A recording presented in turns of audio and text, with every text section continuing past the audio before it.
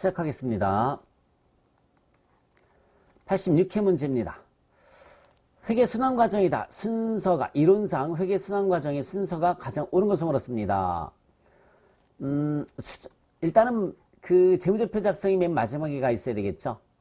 그리고 그 전 단계가 자산부채 자본 마감이고요. 그 다음이 수익비용 계정 마감. 네, 3번이네요. 기말 수정분계를 하고요. 그 다음에 수정분계가 끝나면 수정후 시산표 작성. 수정후 시산표 작성한 다음에 수익비용부터 마감을 하고요. 그 다음에 자산부채 자본 마감하고 재무제표 작성까지 가는 겁니다. 답은 3번. 유가증권 취득원가와 평가에 관련된 설명이다. 가장 옳지 않은 것을 물었습니다.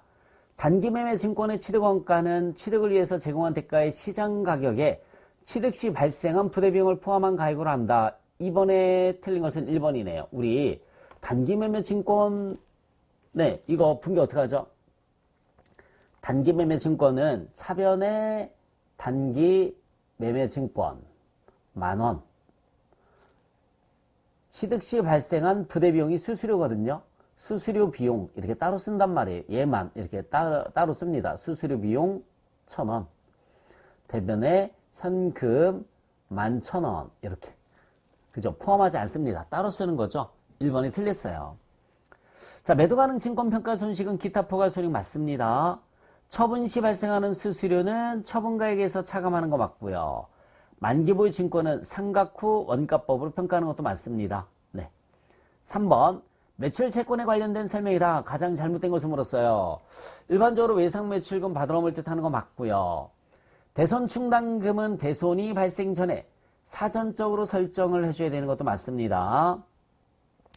미리 설정을 하는 거죠. 매출채권은 재무상태표에 충당금을 표시를 해서 회수 가능한 금액으로 표시할 수 있다도 맞죠. 우리 일반적으로 재무상태표에 어떻게 표시합니까? 매출채권 밑에, 그쵸? 매출채권 1,000원 밑에 마이너스 이렇게 대손 충당금 100원. 그러면 900원이 되겠죠? 900원. 이게 회수 가능액입니다. 자, 4번이 틀렸습니다. 상거래에서 발생한 매출채권만 판매관리비고요. 기타 채권에서 발생한 것은 뭘로 다 처리를 해주면 되느냐면 영업의 비용으로 처리를 하죠. 영업의 비용. 그래서 틀린 것은 3번이 틀렸어요. 자, 거래 결합 관계를 표시한 것이다. 옳지 않은 것을 물었습니다. 가습기를 150만원의 현금으로 구입하였다. 차변의 비품, 대변에는 현금, 그쵸? 자산 증가, 자산 감소 맞습니다. 주식 발행으로 현금을 조달을 했어요. 차변에 현금, 대변에는 자본금. 현금 들어왔으니까 자산이 증가했고 자본도 증가했습니다. 자, 제품을 현금을 받고 팔았으니까 차변에 현금, 대변에 매출, 그죠? 그리고 현금은 자산의 증가고요. 네, 비용이 아니죠. 수익의 발생이죠. 수익의 발생입니다. 3번이 틀렸네요. 관리부 직원 출산 축의금을 현금으로 지급을 했습니다. 복리, 후생비, 대변에 현금. 복리, 후생비는 비용의 발생, 현금은 자산의 감소. 그죠? 틀린 것은 3번이 틀렸습니다. 5번 문제 내려가서 사채 관련된 설명이다. 틀린 것을 물었습니다. 유효 이자율법 적용 시 사채 할인 발행 차금 상각액은 매년 증가한다. 네, 1번이 틀렸네요. 사채 할인 발행 차금 상각액은 매년 증가합니다. 사채 할인 발행 차금은 사채 액면금액에서, 이게 중요한 문제 포인트예요. 액면금액에서 차감하는 형식으로 기재한다. 맞죠? 우리 재무상태표에 사채 밑에 마이너스 사채 할인 발행 차금, 이런 식으로 차감을 하잖아요. 네, 이런 식으로 차감하는 형식으로 기재하는 거 맞습니다. 인세비라든지 수수료 등은 사채 발행 비용은 사채 발행가액에서 차감하는 거 맞고요. 사채 할인 발행 차금은 유효이자율법으로 생각하는 거 맞습니다. 그리고 이자에 포함하죠. 네, 다 맞고 1번이 틀렸어요. 조금 우리 이론 강의에서 배웠긴 했지만 어려운 문제입니다. 부채로 분류할 수 없는 계정 과목을 물었습니다. 당좌 차월을 다른 말로 단기 차입금이라고 하죠. 부채 맞습니다. 외상매입금도 부채 맞죠? 미지급 비용도 부채 맞죠? 충당금은 차감 계정입니다. 충당금은 아까 매출채권 차감 계정이에요. 차감 계정. 6번에 틀린 것은 3번입니다. 7번. 자본금이 1,000만 원인 회사가 현금 배당 자본의 10%와 자본의 10%면 100만 원이 되겠네. 현금 배당이 100만 원입니다. 주식 배당 역시 자본금의 10%니까 100만 원이에요. 각각 실시할 경우에 이익준비금은 현금 배당금의 10%예요. 이익준비금은 현금 배당액의 10%입니다. 그러면 100만 원의 10%니까 10만 원이 답이 되겠죠. 7번의 답은 2번입니다. 자, 다시 한번 자본금이 1,000만 원이고요. 이 자본금의 10% 현금 배당이니까는 현금 배당은 100만 원이에요. 여기에 10%가 이익준비금이 되는 겁니다. 자, 8번. 수익인식 기준으로 틀린 것을 물었습니다. 위탁 판매는 수탁자가 판매했을 때 맞죠? 네.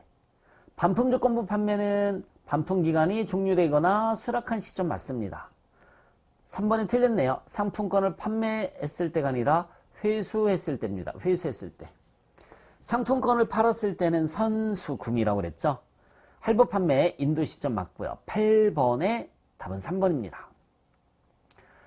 자, 다음 중 원가에 대한 설명이다. 옳은 것을 물었습니다. 우리 직접 재료비, 직접 노무비, 제조 간접비가 있을 때 이렇게 직접 재료비, 직접 노무비 두 개 돼준 걸 기초원가, 다른 말로 기본원가라고 하고요. 직접 노무비, 제조 간접비 돼준 걸 가공원가, 다른 말로 전환원가라는 말을 쓴다고 그랬죠. 공통적으로 들어가는 게 직접 노무비예요. 틀렸습니다. 1번. 직접 노무비는 기초원가에도 들어가고 가공원가에도 들어가는 거죠.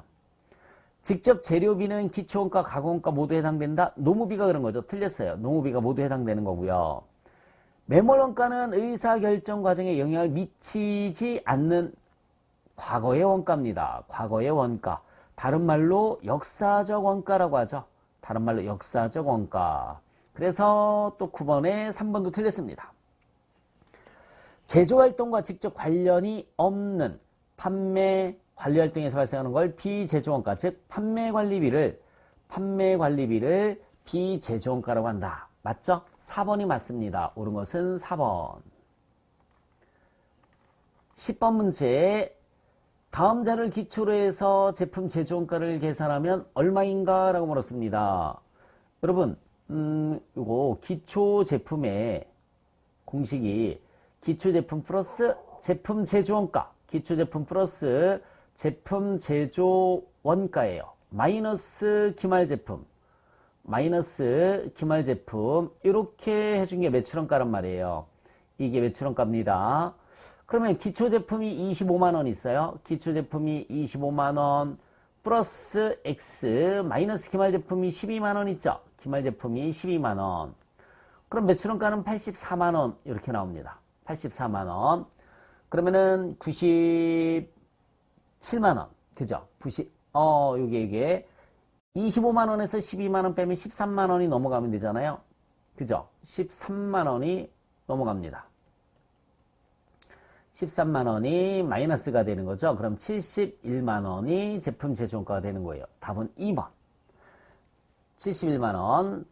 자, 보조부문 배부 방법에 대한 설명이다. 옳지 않은 것을 물었습니다. 상호배부법은 단계배부법에 의해서 순이익을 높게 계산하는 배부 방법이다. 여러분 1번이 틀렸어요. 네, 순이익하고는 관련이 없습니다. 순이익은 변동이 없어요. 어떤 방법을 쓰든 순이익에는 변동이 없는 겁니다. 자, 1번은 틀렸고요. 가장 정확성이 높은 것이 상호배부법 맞죠? 배부 순서를 고려하는 건 단계배부법 맞고요.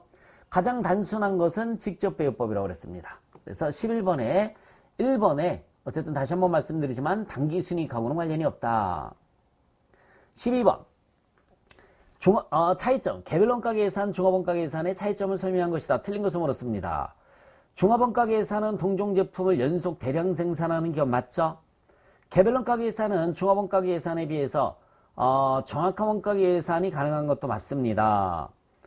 개별원가 계산은 직접비, 간접비, 제조간접비 구분이 중요하고요. 4번이 틀렸네요. 작업원가표에 의해서 원가를 배부하는 것은 개별원가 계산이라고 그랬죠. 개별원가 계산. 12번에 틀린 것은 4번입니다. 13번. 자, 부가가치세법에 대한 설명이 옳지 않은 것을 물었어요. 일반 소비세이며 간접세이다. 2번이 틀렸네요. 전단계 세액공제법. 역진성을 완화하기 위해서 면세 제도를 두고 있죠. 소비지구 과세원칙을 채택해서 수출했을 땐 영세율이 되는 거고요.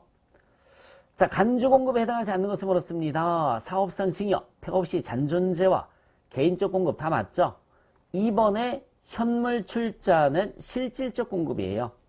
돈 대신에 건물이나 땅을 출자하는 걸 우리가 이제 현물 출자라고 하는데 이런 건 실질적 공급에 속하는 겁니다. 15번. 부가가치세가 과세되는 것을 물었습니다. 상가에 부수되는 토지의 임대, 토지의 매매는 면세지만 토지의 임대는 과세입니다. 상가도 과세잖아요. 1번이네요. 주택의 임대는 무조건 면세예요. 주택의 임대는 무조건 면세고요. 국민주택 규모 이하의 주택의 공급도 역시 마찬가지 면세입니다. 토지의 공급 면세 맞고요. 토지의 공급 면세 맞아요. 그래서 과세되는 것은 상가에 부수되는 토지의 임대가 과세다. 답은 1번이었습니다.